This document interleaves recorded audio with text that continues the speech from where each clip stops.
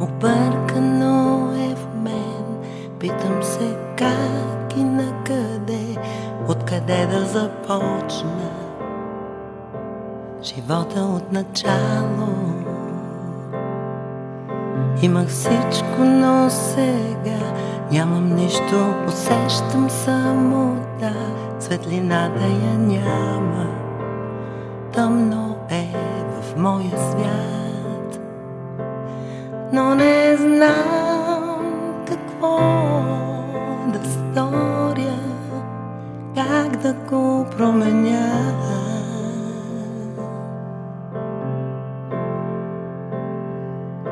Ако имам право на желание, единствено имам нужда от знак.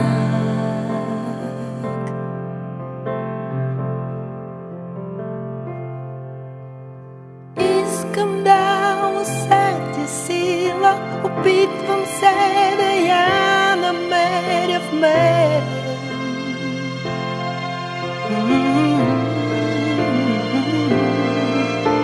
И няма пак да чакам някой друг да го направи вместо мен, за да повярвам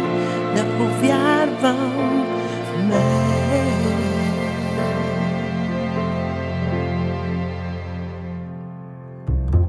Не мога да простя, че предадох себе си така, лесно е да искаш да си някой друг. Не спира мисълта за тази, която съм била. Но къде е тя сега? Колко още мога да съм някой друг? Колко още трябва да остана тук? Ако поискам и повярвам, ще намеря сила в мен. Колко още мога да съм някой друг? Колко още трябва да остана?